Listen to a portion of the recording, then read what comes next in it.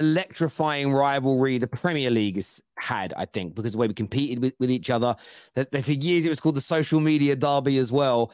Staffy, how are you feeling about going to the Emirates on Sunday? Do you think Man United have a chance of finally getting a win there after so many years? Realistically speaking, no. We haven't been good on the road for how long? We've had like 1 point against the top 9 away from home last season. The one game we went away from home this season, we lost to Spurs, and we have all these injuries. Our signing today, the midfielder, apparently he's not going to play. I thought he was going to play until you guys told me he's not going to play before the show. We don't have our number one center back choice, not our number one left back choice. The number one midfielder that the manager wanted, despite of how I rate him, Mason Mount, is not available. We don't have a striker who can play 90 minutes because Martial just came back and he was only able to play 60 minutes last game. Didn't even look good because his fitness levels are shocking. And Højlund, apparently he's ready to play, but even he hasn't kicked the ball in a minute. So I don't see realistically how we can win this game. If Arsenal don't pick up all 3 points, it comes down to them because they are the fitter team. They're at home. They have the better availability. They upgraded on last year's squad, so there's no reason why they can't go and get it right and pick up the 3 points. I'm gonna be hopeful and say that maybe we can pick up a point, but if I'm realistically speaking, I don't think we can pick up any points this game. If Arsenal don't win this game, it proves how bad their team is, and it proves how bad the start to the season is. Let's be real, the pressure is on Arsenal. You have to win this game. Look at how many players Man United have got out. You're at home. You guys keep saying you're the guys that are pushing City. You guys and City are in a different category to the rest of the league. Prove it. Win your home game against a weak Manchester United team that doesn't have a striker, doesn't have a centre-back, missing loads of their starting players, and you're at your home ground. You've had a few bad games. Your teams look shaky. Arteta has to show up. Your team has to show up. And especially after having your lack of signings, the fans aren't going to be happy. You need to see something, and a win on the weekend is important and it's massive. Especially, you know what? That's 100% right. Aren't in form as well. It's a must-win game in the sense that we need to win this game to get ourselves back in good performances and seeing good performances at home versus a weekend Manchester United time. As you said, away from home, their fixtures they've struggled against top teams. They've struggled, and you know what? I think there's been a little bit of an overreaction on some on the result against Fulham because our performances overall have not been that bad. It's just we didn't get the result versus Fulham, and this is what's driving people to assume that we're so bad. The chance creations and everything else has been the same. We've conceded 1 less goal than last year, and overall, I still believe this team is not as bad as. It hasn't regressed from last year. People are making it seem like we've regressed. We've actually gotten better in the sense that we have a player in our first 11 that is much better than the team that we had last year. So, well, according to the points, Egal, you have 7 right now. You had 9 last year, so you did regress. When people ask me, "Are you weaker than last season?" I said last season. We have 3 points in the first 3 games. Now we have 6. So I used that analogy. But are we actually weaker when we're XG? We've created more chances. Possession, we have more possession. We've created more chances. Last year we had 43 shots. We had 48 shots. I literally have it in front of me. Then you look at the chances we conceded. Last year, yes, we conceded less chances and we scored less goals. And we had 4 more goals. Well, if you take away all those stats, that just shows we were more clinical in the first 3 games. We're comparing 3 games versus 3 games. The reality is we need to give it more time. We can't just jump to the conclusion because we dropped points in 1 game. You have to look at the game with your eyes. We can all look at the game. There was but most of those games had turning points where the other team took control and Arsenal looked very shaky. It's not a sustainable way of playing football. And a lot of those games, you got away with wins or you got away with points. Those games, you didn't deserve to get away with some of the games you got away with. Crystal Palace, you shouldn't have won 1-0. You got away with a lucky You want to know something? Last year, Crystal Palace's performance was much worse. We actually got away with it much more last year. When you look at our performance last year versus Fulham, it was much worse. We actually scored a last-minute winner after we made a mistake to put them ahead in the first place.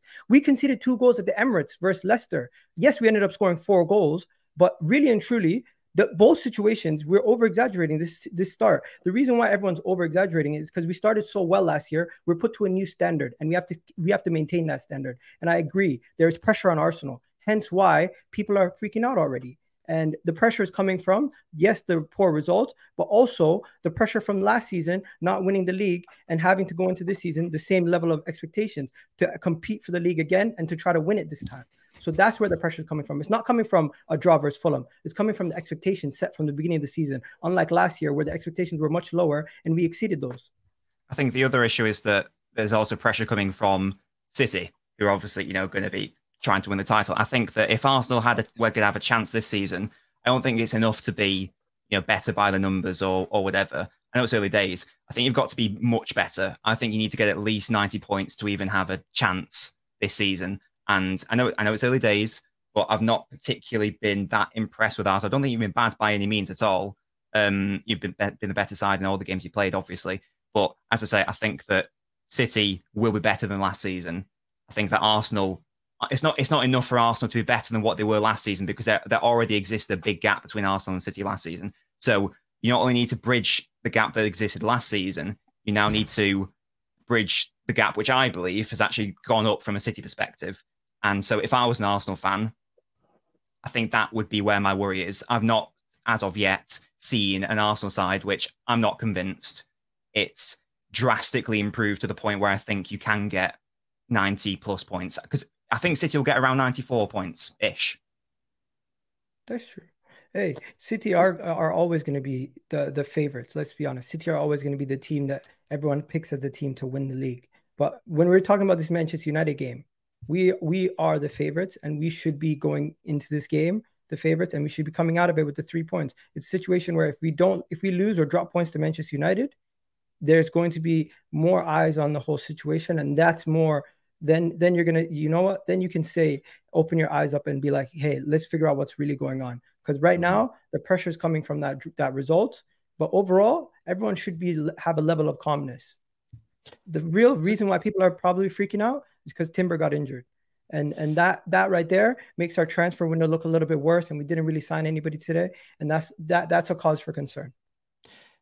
Lee, do you agree with what Egal's saying here? Actually, the underlying metrics of Arsenal have been pretty good in the beginning of the season, and there isn't much difference between this season and last year. Like, do you agree with that? Nope. Sorry, mate, but no. I have eyes. I don't need XG, which is just some made-up stat. Oh, but we had more XG against Fulham this year than we did last year. Yeah, last year we got 3 points. This year we got 1. It's the only stat that matters. Yeah.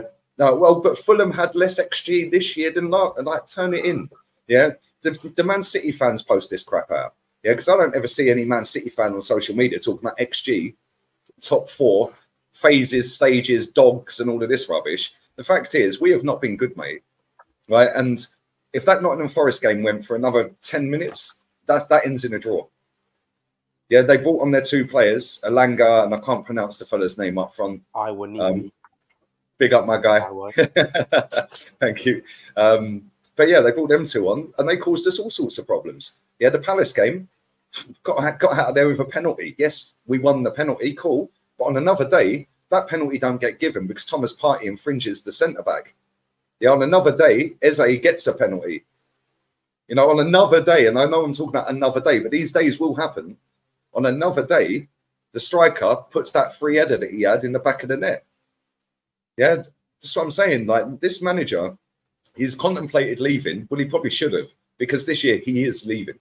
Whether he leaves on his own accord or whether he gets sacked.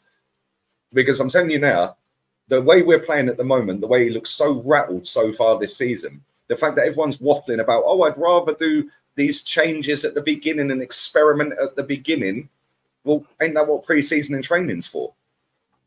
Yeah, yes, Timber is a big miss. Of course he is. So why'd you let Tierney leave then? Right, and if you actually deep it, right, we let Xhaka leave for Declan Rice. I like Declan Rice. I'm happy with that signing. But some people will debate that Xhaka is better than Rice. Is Declan Rice going to get 14 GA for all you statisticians and mathematicians out there that watch a game on a calculator? Like, no, probably not. So, therefore, we now need to get the strikers and the attacking players scoring more. Martin Odegaard's barely creating anything compared to what he was doing last season. Yeah, in terms of how we're looking, he's hardly touching the ball in comparison. We've got Kai Havertz, who is the only extra body in that squad, because Timber came in, Tierney's gone. Xhaka's gone. We've got Rice in. So that's 2 out, 2 in. The goalkeeper's left Turner. We've got another goalkeeper in. Yes, Miles better. But you could make a case that out of the 4 signings we've made, 3 have replaced 3 players that have gone. And the only one that's genuinely an upgrade that you could, there's no debate on it, is the goalkeeper. So we've got 1 extra body in that squad. And that's Kai Havertz, who's walking around looking like he sleeps in a coffin and wants to be anywhere other than the pitch.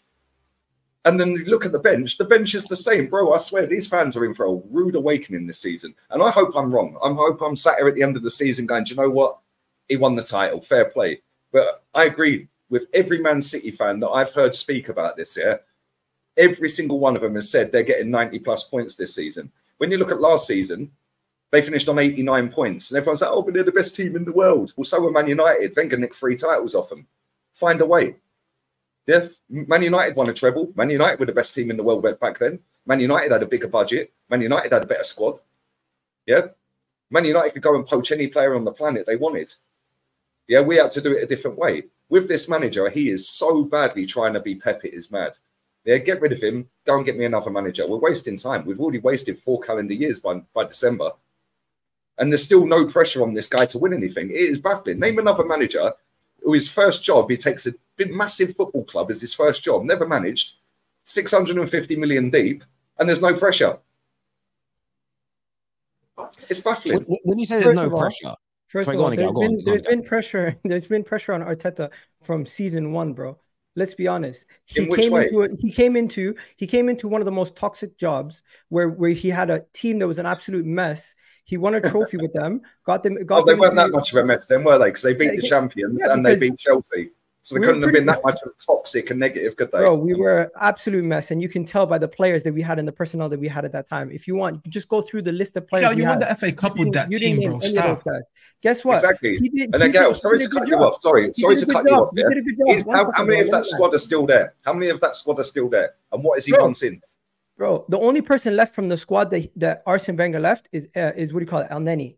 Now, if you want to talk about the people who are left, if you want to talk about the people from when Unai Emery left, that's a different story. Of course, there's some of the younger players are going to still be around, but the starters, the only Bukayo Saka is the only starter that's still from the team that. Okay, so what you're saying is you agree with me that he signed all of these players and won nothing since. Guess what? In fact, Martinelli was signed under Unai Emery. Saliba was signed under Unai Emery. What's your point? I was at Eddie Nketiah's debut when he scored twice against Norwich. Yeah, that's a Wenger player. What's your point? Bringing up these guys. You're moving the argument now. I'm not moving the argument. You said that look at the toxic squad that he inherited and there's nobody left from the Wenger days other than 1 player. Well, that's factually incorrect. No, then you said about pressure. The point was about pressure. The reason why he had pressure is because he came into an unhealthy environment. There was a situation where we had players that didn't suit the system. We had so many different players around there. And what he did was he got rid of some of the dead players. He got rid of some of the players that were game time. And when he finally started to see good performances and he has a team full of players that he trusts. Look, we're in a title challenge. It's not a coincidence. I'll ask you a question again. Just straight answer, yeah? What have we won since he's got rid of all of them players? What? What have we won since he got rid of all of them players that won him a trophy? Bro, we haven't won anything, but that's not the point. Thank you. Well, there we go. Case closed. Case closed. That's not the point, though. That's not the point. The point is not about the games to win. But this is what you keep doing. You keep going back to Arteta. You go back to the aim of the game. You keep going back to Arteta this, Arteta that. You belittle the 1 trophy he won, and then after that, when I tell you the team progressing, don't say that to me ever again, mate. Yeah, right. Real talk. Belittle it. I've been to FA Cup finals, mate. Bro, yeah. Don't ever say I belittle the FA Cup. Go and watch my watch along and go and tell me I belittle. You just literally asked me what has he won. You just literally asked me what has he won since he got the team. I'm not belittling it. I'm saying like, forget about that. You say forget about that. And then look, last year, Lee. This is the funny thing about you, Lee. Because last year you were saying before the season started, if Mikel Arteta gets into a title challenge, and I actually have the clip and I can play it for you if you want. You verbatim said, you know what, I'll do that. I don't care if you play the clip. I know exactly what I've said on every single stream I've ever been on in my life, mate. I know exactly what you said. Are you going to let me play it? If we get within 6 points. Guys, let me interject. Go on, play the clip, please. And play the clip. This is my point. You say you keep your standards at one level, but you consistently change your standard to fit your to fit your narrative. So listen to this. At the beginning of last season, you said we weren't going to get top 4, and on top of that, you said if Mikel Arteta challenges for majority of the season, guess what? I'm actually going to back him. You know what? You did for a couple of weeks, and then immediately when you had the opportunity to flip, you did. And this is why I'm playing this. Listen. Even if we don't win the league, but we're there till the death. Yeah? Put it near your microphone. 5 points or 4 points or something. I'll be happy with that, and I'll say, yo, fair play to Arteta, fair play to the football club. Let's go for next season. I can see us finishing 5th. I said 5th at the start. I'm going to stick with that for now. Yeah, we're going to have a big capitulation at some point. Listen, you were right about the capitulation. Did you hear the last part? But you were right about the capitulation. What you did say, you did say you're going to back Arteta. 1 second. You did say you're going to back Arteta and you're going to say, let's go again next season, because you predicted we're going to fall off. So everything you wanted happened, but yet you're still sitting here upset and angry. Why? No, do you know what? No, hold on a second. Yeah. I'm not upset and angry at all. I just know what the aim of the game is. The aim of the game is not to chat waffle about XG stats, mate. The aim is to win titles. You said Odegaard wasn't going to score 15 goals. He scored 15 goals, got 7 assists last year. What about that? Have you ever made a prediction that has never come true? Hey, so don't get on my predictions then. Hey, at the end of the day, right, this football club has been a disgrace for 20 years since this lot behind me won a title. Yeah, that I was happy to be there. Okay, and go back to 10 years ago. Irrelevant at this point. No, I don't care. What I'm saying is, the last time we were any good, this lot won a title. And all we've had since then is BS and rubbish and odd FA Cup here and there, yeah? My point is, there was no pressure on this guy from the board, from the hierarchy, from the ownership, and from the fan base. Because guess what? Egal sat out there and said about title, oh, we were in a title charge since he got rid of the Deadwood. Well, the Deadwood won us the cup, my friend. I'll take a cup over a title challenge. Listen, you were not saying this last year. This is why I say you're not consistent. You literally in this thing that I just quoted, you said, "I will take a title challenge." I don't. You were literally begging for a title challenge. You were literally begging for a title challenge last year. Now you're saying, "I don't want a title challenge. I want to win it." Guess what? Everybody wants to win it. Everybody wants to win it. Everyone wants to beat City. Everyone wants to win the league. But the reality is, Lee, your expectations are not reality. The reality of the situation is you expected a shit team to win the league. You expect a good team to win the league. And guess what? Either way, you're going to be upset. The reality is there's going to be a building block. One second ago. You said my expectations are unrealistic. And you also said just before that, everyone wants to win the league. They don't. Because Man United ain't done enough to do what is required. Arsenal are 4 players short. Yeah, we need a centre-back. We need a CM/DM. Yeah, we need a right winger and we need a striker. If we don't get all 4 of them by midnight, we're finished. Guess what? So, hang on. Your expectations in your head may be to win the league, but Arsenal's expectations are to get the top 4. The same as Man United to get the top 4. The only serious club in that league is Man City, which again, they've gone out after being champions and replaced 3 players with 4. Yeah, and then 4 players are all decent players. So hang on a minute. We've replaced 3 players with 4. One of them is now injured. Called us unlucky. He looked tidy. One of them we've taken off of Chelsea. He's our 3rd ever highest record signing. Yeah, I want to see the same energy for him that we gave Nicola Pepe. Yeah, we ain't winning nothing. He's getting worse than Nicolas Pepe. By the way, on top of that, you always get onto the fans about standards, pressure. Bro, you are the definition of fans putting pressure on the manager. You're saying he has no pressure. You've been putting pressure on him before he even got hired. And every time I speak, I get people like you cut me off and shut me down, and you're negative, you're toxic, you're this, you're that. I don't care. I don't care about other fans. The problem with you is you care more about what other fans think than what's actually happening on the football pitch. You care more about yelling about instead of yelling about rivals, you yell about our own fans more than anybody else. Yep. You want to know why? Because you're upset at them. The reality is you're not upset at them. You're upset that the club is not delivering. And you know what? They're not delivering to your unrealistic expectations. That's the reality. 3rd biggest club in the country. 3rd biggest club in the country, one of the biggest incomes in world football, and I've got unrealistic expectations for them to actually do what they knocked the stadium down for. You're waffling. Not only that, I do have a go at this fan base, Egal. I do have a go because there's millions of them that have infested my football club, and lowered it to its longest trophy drought in its history. 29 years without a European trophy and the longest trophy drought. Yeah, longest trophy drought for a decade, and they're all jumping around like it's great that we've signed Kai Havertz. Do me a favor. Let me say one thing to dead this whole conversation. Let me say one thing. When they tell you you're go support Spurs, what do you say? Why are you saying that to me? So why are you getting on to them? Excuse me, say that again.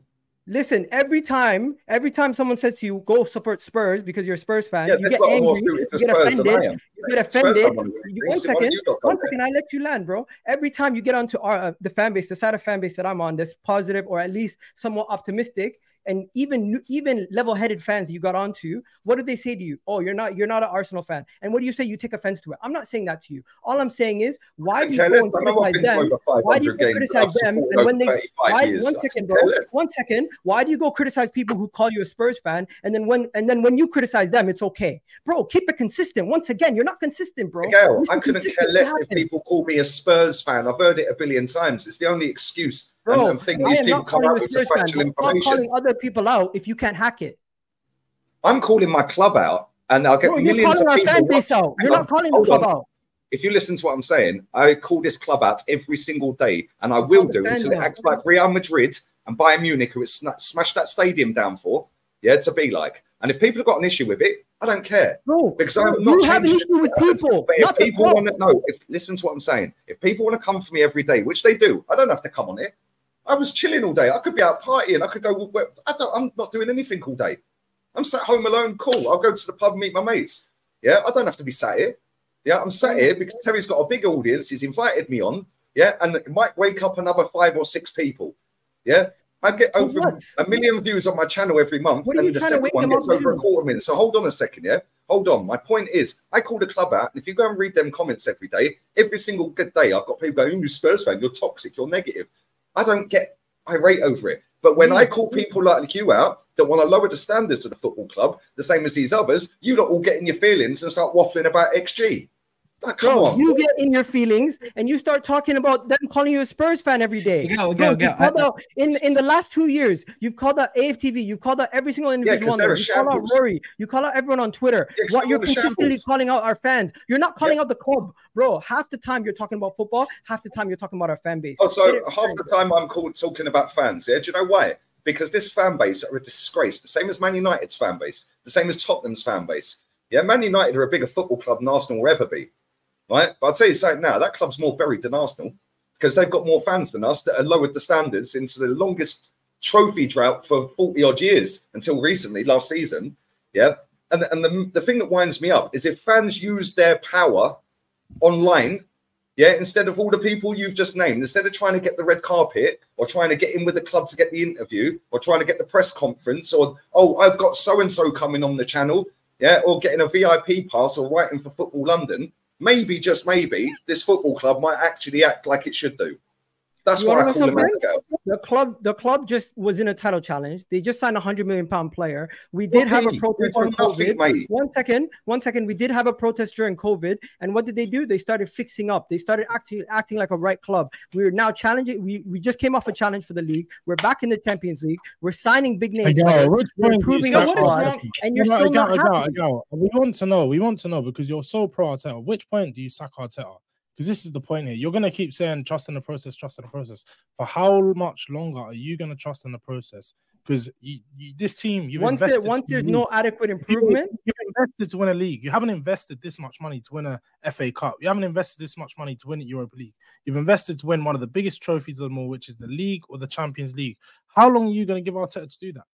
Bro, the honest reality, I'm willing to give Arteta time because I see adequate progress every year. Now, if I start to see a decline, then we can have a conversation about Arteta getting sacked. But going from how can you progress from last challenging for the league this season, if we go again and compete for the league, and we go in the Champions League and we compete on all fronts and we can pick up a trophy, that is an improvement. Even if we don't win the Champions League or league, that's still an improvement from last year if we can pick up a domestic trophy and compete on all competitions. Because last year, we didn't compete on all competitions. There's room for improvement every single year. Once we regress, we can have a conversation about potentially sacking the manager. But it doesn't always have to be you don't have to wait to regrets. This is such insanity to say that.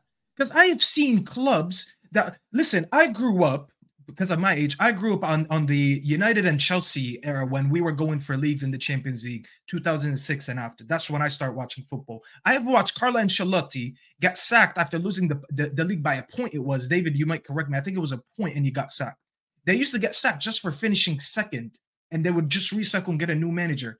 And this is the issue. When you're calling out Lee, and I'm not here to defend Lee. I'm not going to sit here and listen to an argument that doesn't make sense and not say anything about it. When you're calling out Lee for fans calling him out, Spurs fans, and he's getting upset, it's different because he is calling out the club for winning. You guys are defending, as he says, a paid employee. The standards between you guys is different. His aim is the bigger picture, which is to win. You guys are calling him out for certain things because he's attacking people in the club. So the argument is not the same. He cares more. If you're really deep in it, he cares more for his club than you guys because he wants to win. You want to defend a manager, or want to defend a player. So the argument is not the same. And to say, hold on, Egal, hold on. And to say, we'll only set Arteta out if he regresses. Well, maybe you don't have to wait till you regress to start rebuilding, because this is what we criticize our clubs for. We are actually criticizing Liverpool as of today because they have regressed instead of reinvesting. You know why we always compliment City? Is because we don't see them regress. The minute they smell a little bit of a dropout, they're like, you know what? We need to act quick because I'm not going to wait for this player to become washed to replace him. So Mahrez could play for any of our teams right now. They just replaced him with a future player. Same as Gundogan. Same as so many players that they've done throughout the years. So when you guys lower the standard to waiting to regress, instead you should be saying, if you really want to win it, guy, you should be saying, listen, if we don't win the league or the Champions League this year, because this is what I rate my team at, then I'm not going to be happy with the manager. Bro, and if there's options out there better than him, I will go and get him. Do you know what regression from last season would be? Regression from last season would be for having a top 4 battle and no longer being in a title challenge. That's not like falling off the 8th. I'm not saying we need to go. It doesn't have to be 8th. You're waiting for a fall off. Number 1. Number 2, Staffy. Lee's a grown man. He can defend himself. I just said I'm not defending Lee because I knew he was going to say that. And number 3, I don't think you even know what the point I was making was. It's not about the fans getting onto Lee. It's about him getting onto fans, but then when they get onto him saying, why are you getting into your feelings? It wasn't about the whole point about defending the club. Bro, I get called a fake fan every day because I said Casemiro played 3 bad games. Bro, you can criticize the players. Nothing's wrong with that. Bro, I will criticize the manager too. If you listen, it's not about being called. I do it every day. Bro. Let me talk, bro. Let me talk. It's not about being called this fan or that fan. I got called yesterday every word under the sun because Terry posted that clip of me talking about Casemiro having a poor game against Spurs. But you know what bigger picture is? I never said retire, by the way. If you guys just watched the opening of the clip and you commented, well, you know, maybe you should watch the whole clip first before you come at me. Every word under the sun I was called yesterday. I was called a City fan. I was called a fake fan. And everyone told me, oh, this American shouldn't talk about the sport. You know why? Because I just said Casemiro is not playing that well and we need to change something about it. I do not care that they said that about me, by the way. But my aim is to improve the certain players that we have in order to win. They just want to sit there and say, I'm not backing my players. Why am I meant to defend a player? And by the way, I don't have any agendas. Everyone always says agendas. Every time I criticize a player, it's an agenda. Maybe the bigger picture is that I want the team to look better. I wanted Amrabat, and now we finally got Amrabat. But why did I have to wait 3 games to get Amrabat? When Casemiro is playing bad, and I am showing them visuals of him playing bad, they're saying he won 5 Champions Leagues. What does that have to do for my team? He won 5 Champions Leagues in Madrid. Is that your footballing argument that I am fake and that he won 5 Champions League titles for Madrid as your argument to say that, oh, I should have criticized my players? Well, this is why we haven't won a league in 10 years. Because if we were replacing players on time and not sitting there and fantasizing about their Champions Leagues that they won with a different club, maybe we would have had a couple Champions Leagues. You know, you're not addressing my point. That sounds like you have an issue with your own fans. Spurs fans, because I am a City fan. No. That sounds like you have a problem with fans that were getting onto you on Twitter. Has nothing to do with the point that I was making. It's the same thing between Arsenal fans and United fans. Guess what? Because I actually agree with you. But if a Man United fan came to you right now, then said to you, you know what, I'm taking Hog out because last season we regressed and this season we started out poorly, what would you say? My opinion, or like based on what he thinks? What would you say? If a Man United fan, I'm not Ten Hag out yet because I think he deserves a little bit more time. But I would be open to the criticism, 100%, because the man has done things that I question. I am not happy that he signed Mason Mount. When people sat here and said we had a good transfer window, I said no, we didn't, because we signed a player and they said we got an improvement on Eriksen. He's not even the same profile as Eriksen. So how did you improve a player if you switch the profile? You got a player that doesn't do anything that Eriksen used to do. I said it's the wrong signing. And people said, oh, stop, you're negative. Wait for him. Hold on, man. Hold on. You believe people are going to say Ten Hag out God. after 1 year? You think that's Bro, fair? they're already saying it, but I don't care. I know what issues to address. Now, Ten Hag signing Mount was a criticism. And I came here and I said, this is strike 2 for me. Because I'm giving every manager, I give him leeway until I see, you know what? There's no more that I could survive with this manager and I can't be patient anymore. And I'm going to be that manager out. But I came out here and Terry would tell you, I said it in preseason and everyone said you're being negative. Wait until the league starts, as it makes a difference if the game is official or not. They said you're being too harsh on Mount. Then I switched to the other midfielder because I was like, you know what? As much as I don't rate Mount, he's actually not playing as bad as Casemiro is. They said, now you hate Casemiro. It's like every time I call out someone, they just want to say I have an agenda against them. I don't call out Mount anymore and I call it Casemiro. And all of a sudden I'm a City fan. So they could say Ten Hag out if they want, but I know what the issue is. And if anyone wants to go against the manager, be it. I'm not there yet. But I see players in this team that are not good enough. By the way, Amrabat signing, and I'm gonna say it here because I've been consistent with this Casemiro thing. Amrabat coming in, now he's our best DM in the team. So people could, and you can clip this one too. Now he's our best DM in this team, and we will play better. Listen, David, you can roll your eyes all you want. Roll your eyes all you want. I know what I'm talking about. Him coming in right now makes him the best DM in our team. And as simple as that, bro. So I can be a City fan. I can be an American that doesn't know football. By the way, everyone who calls me an American that doesn't know football, I better see no tweets when the Super Bowl is being played. I better see no tweets when the NBA starts, because I'm going to come to all of you guys. I'll be like, no, stick to the Premier League. I'm going to go back to the NBA and the NFL like everyone told me. Bro, I get guys, sorry, I'm going to come back to you in a second just because Han's got to go soon. It's been a long Arsenal segment in this preview. Based on what you're hearing from Arsenal, you confident we'll beat them the weekend? Back to the game for a minute. Like, how do you feel? How do you see the game going from a United point of view on Sunday, Han?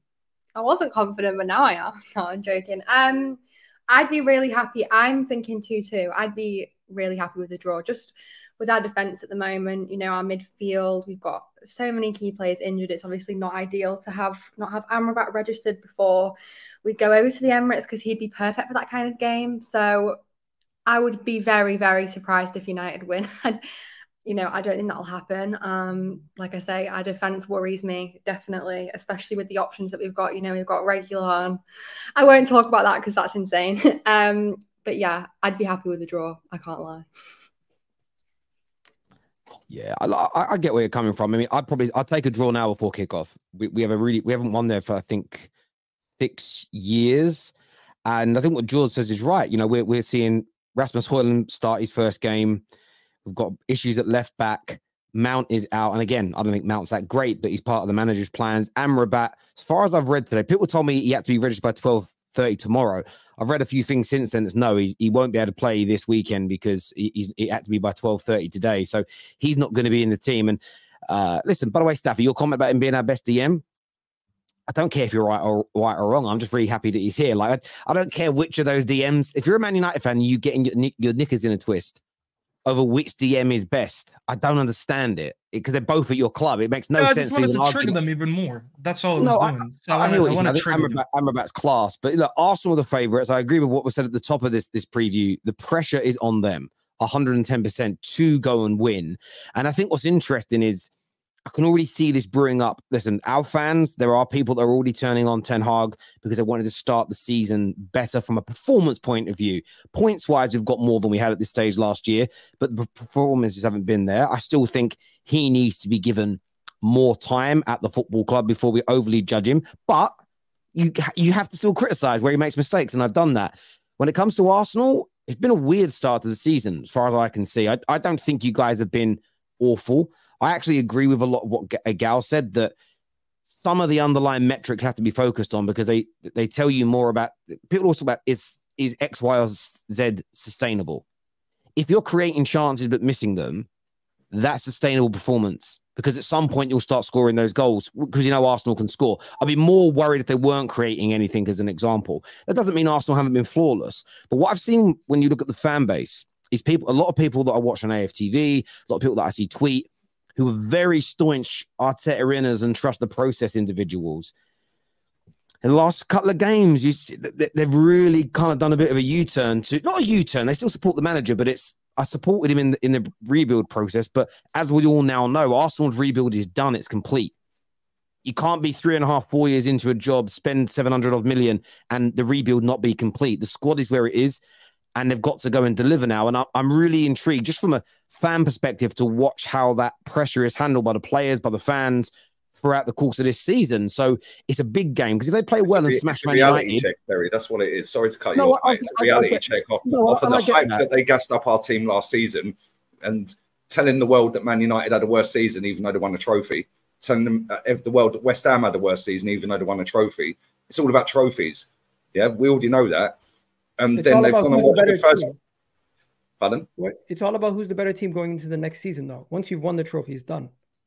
Yeah, once the season ends, you start again on zero. I get that. Yeah, but then when we go out and sign all of this, everyone's been overhyping everyone, overhyping everything.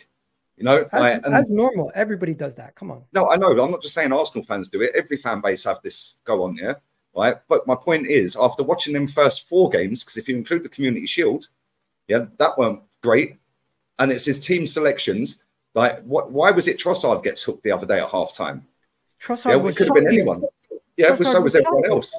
No, my point is, but why? It worked in that game because Eddie came on and he scored well, I said the winner, it was the draw. Yeah, it ultimately ended up being a draw. Fabio Vieira came on the other day and was great. Now, he's arrived. Well, because of one pass. This is what winds me up, because the fans do this en masse. And this football club watch social media, left, right, and centre every single day. They have their. Oh, did he go? No, sorry, I did it by mistake. My fault. They'll be watching me. They'll be watching Terry. They'll be watching every single channel out there. They've got the social media teams. So when they're sat on social media, seeing everyone hype up absolutely everything about this football club, when it's on its longest trophy drought for a decade, yeah, longest title drought in its history, and 29 years without a win in Europe, just because we've got, oh wow, this is amazing. They're going to see that and go, well, that was easy. How about you? And the easiest example, and I want to ask you one more question after this, yeah, and then I'll shut up. Right?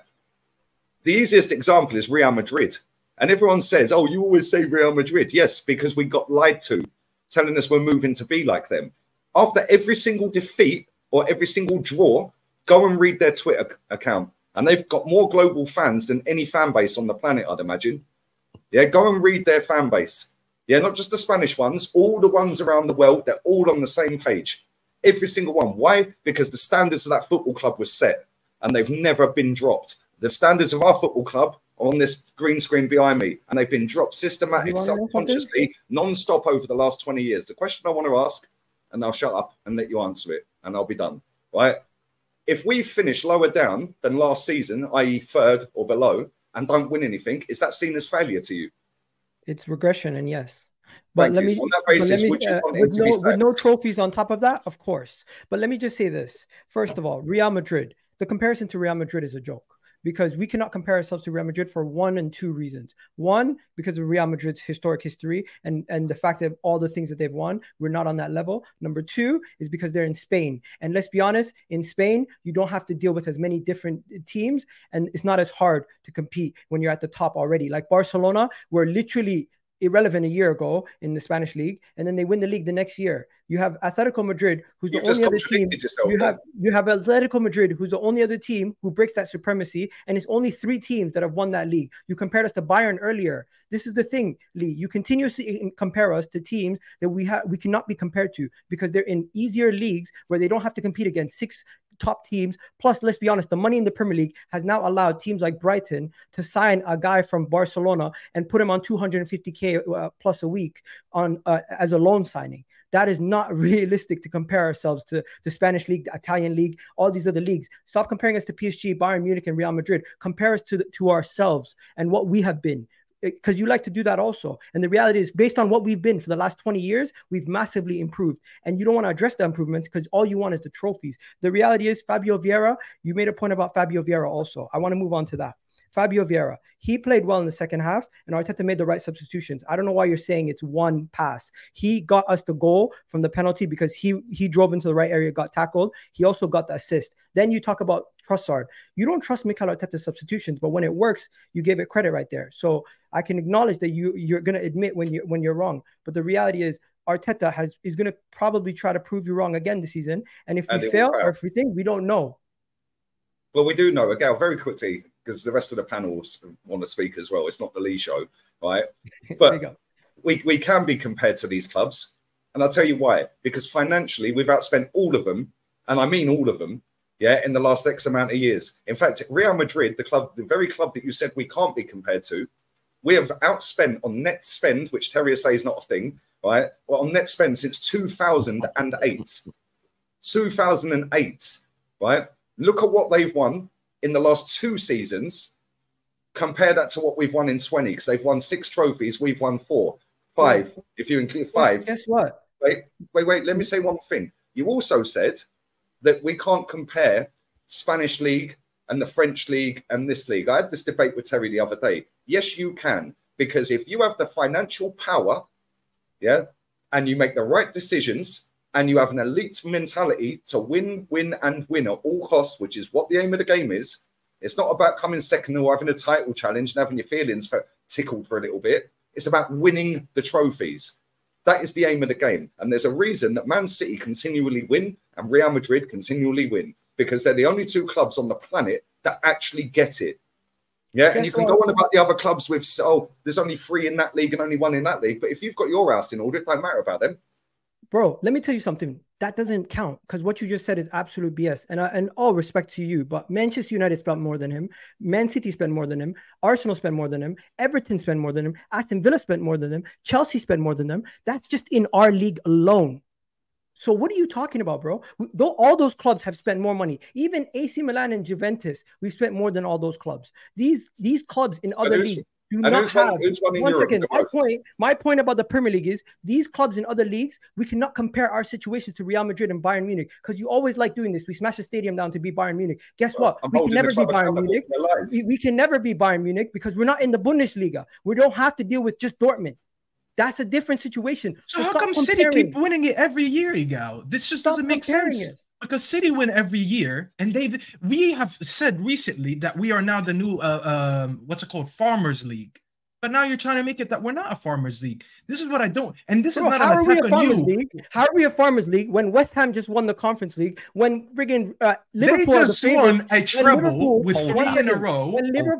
When Liverpool and Brighton and all these other teams that from the Premier League are also favorites to win the Europa League. Farmers League.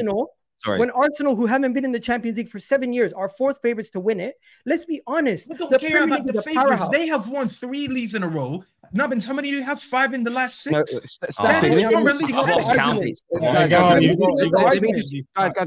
me just interject for a minute. So I want to ask this question because we're getting into the weeds here. But do we think that Arsenal, do we think a team in the Premier League has the same monopoly, financial monopoly in this league as Bayern Munich do in Germany and Barca and Real Madrid do in Spain? Do we believe that exists?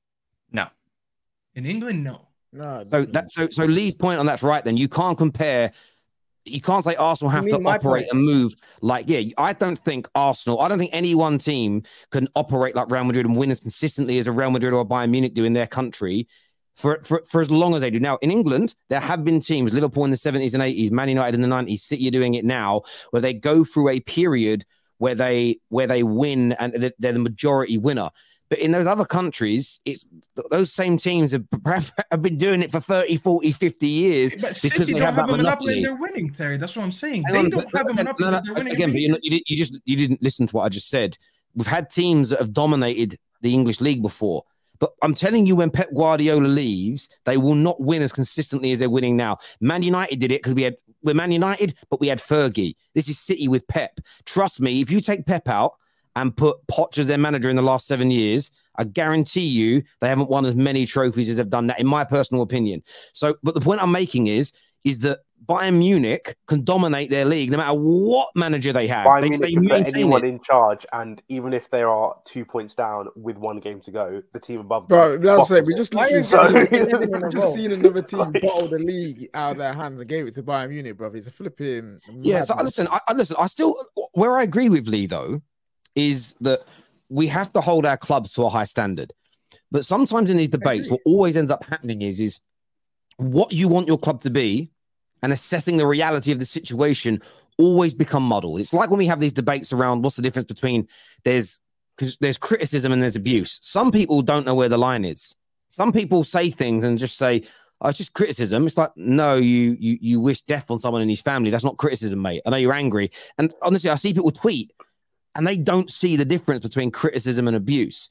Equally, some people don't see the difference between what I want my club to do and making a prediction based on the reality. So someone said to me today, Man United have got to win the league with what they've spent, 400 million. And I'm like, why do we have to win the league, though? We spent 400 million. I said, do you think we're good enough to? He went, no. So then why do you expect us to win the league? He said, but you should after spending 400 million. And I gave him this example, and I want to see if this makes sense. Me and Lee Gunner have a race today, and Lee beats me. He runs 100 meters in 11 seconds, and I run it in 12 seconds. He's faster.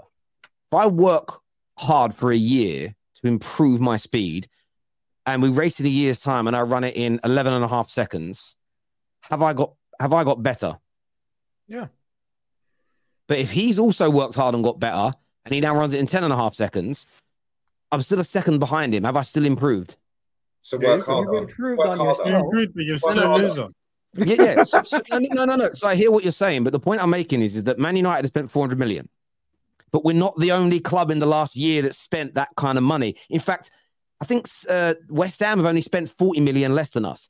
Everybody's improving. So you can't, this is what I mean by you have to assess things based on context and not just make a sweeping statement. Well, you spent 400 million, so you should be challenging. But City have spent a lot of money. Arsenal have spent money. Liverpool have spent money. Spurs have spent money. And fair enough, they bought Brennan Johnson. We'll get onto that later. But you can't just, we sometimes assess things as if we're the only club that are trying to improve and everybody else is standing still when that isn't the reality of the situation. The difference is, Terry, the difference is you're Man United. You're the biggest club in England with the biggest budget in England. You should be doing what Bayern Munich are doing. Yeah, you should. I said this to you on the show the other day. Arsenal are the third biggest club in England. Why can't we do what Atleti are doing? Because they're the third biggest in Spain. But Lee, we all know, everyone in this panel, including Man United fans, we know we should be doing that. But then the reality is, point, no, brother. Yeah. Make the club do it by kicking off every day. And if you get millions of fans kicking off every day, you will get better. When you've got people jumping up and down over one goal and Marcus Rashford pointing to his head, yeah, come on. The club's I'm going to be Lee. I'm sorry. I'm going to be brutally honest here. We can't do anything. We, as fans, we can't do anything unless we all unionize and come together as one and remove our money from the football club. Make sure we don't go to games. All of that, keeping up noise and keeping up standards online ain't going to change nothing. We have to do a drastic action for clubs to listen to us.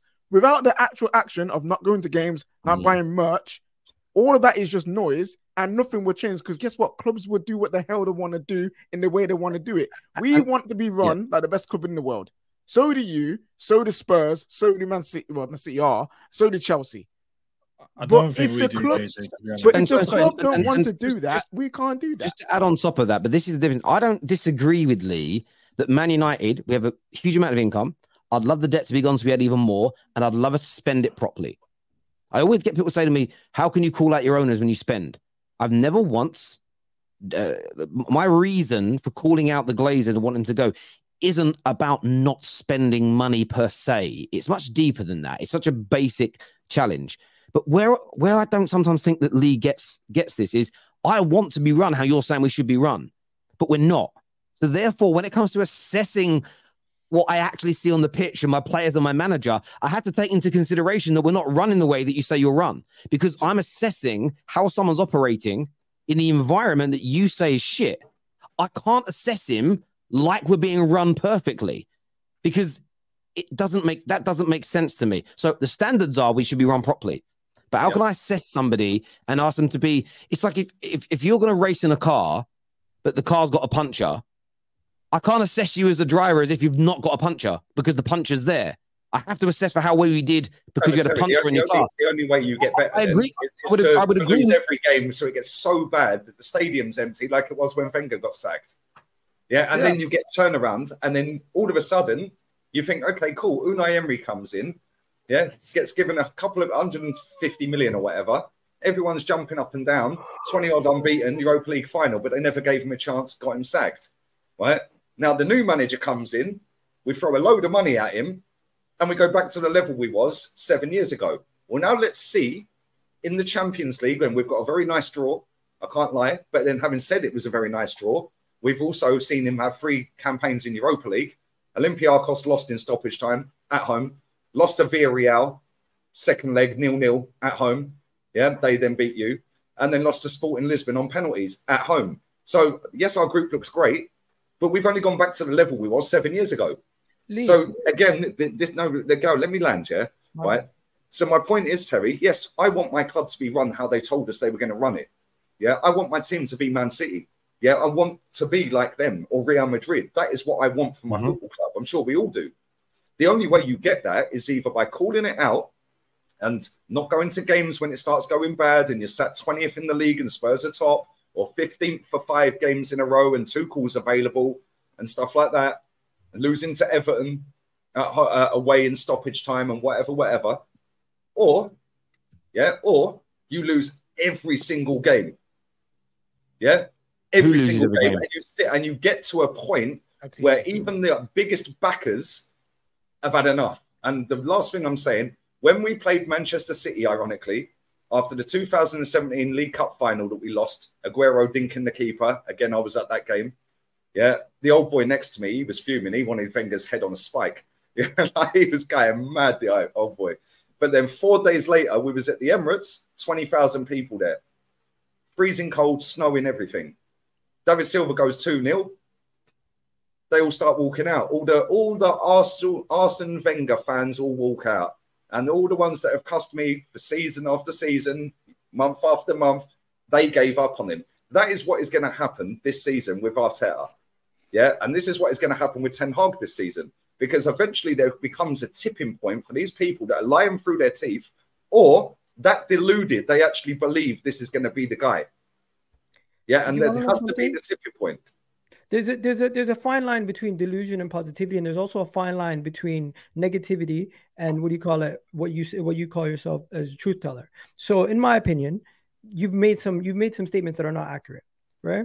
So, first of all, you said Arsenal. What we've gone back to where we were 7 years ago. I don't remember us scoring 88 goals. I don't remember us starting ever a season.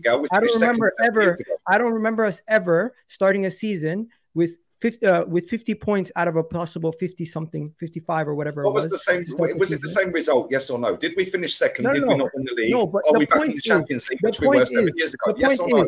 The point is, when you're comparing two things that is not factually correct, you're going to get called out on it, and that's the reality. You can't say, "Oh, we've gone back to the same level we was 7 years ago, Champions League football, and finished second." Guess what? Just like you made a prediction right now. Guys, I want to F this. I can't be asked. Let's go on to transfers. Guys, because I want to go on to. I want to preview the game. What I will say is this, though. I hear what you're saying, Lee. You're only at the same standard, but I've also heard you say about individual performances. This level of performance isn't sustainable. So, for me, that's the only contradiction in what you've said. Because I think you may come second, but you could be performing better coming second than. So, let me give you an example. When Man United came second with Ole Gunnar Solskjaer, none of us felt like it was the performances were at a point where we would continue to get better, because it was seen as unsustainable performances. So we were looking at the metric of performance versus where we finished. I think with Arsenal last year, the level of the performances they got to I understand why they would give a fan base more encouragement that you're moving forward, because that's the sustainable element that people like yourself have asked for. So I understand where there's a contradiction in there. No, there's no contradiction. We both finished second. That's it. You're talking about metrics. The only metric that counts is the one that's already set in stone from day dot.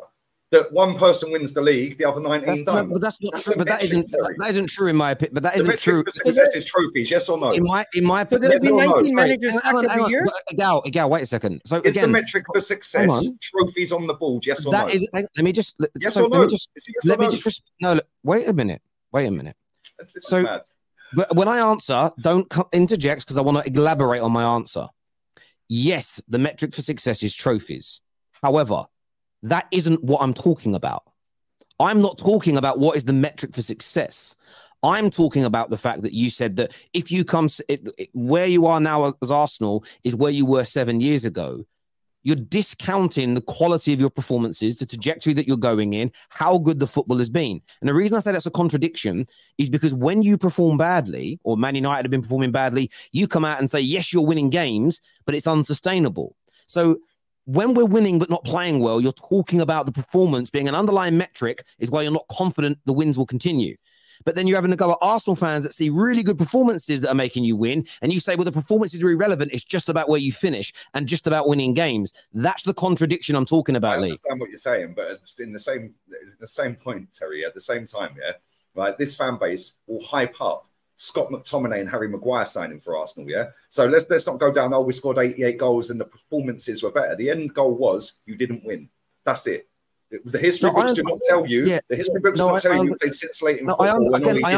I understand that though, Lee. But like I gave the example, if I was a runner, and if one year I'm doing 100 meters in 11 seconds, that's actually really slow for professionals.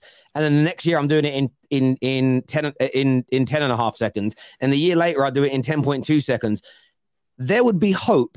And the coaches would be happy with my progression. We're getting to where we need to be because everybody's at a different start point.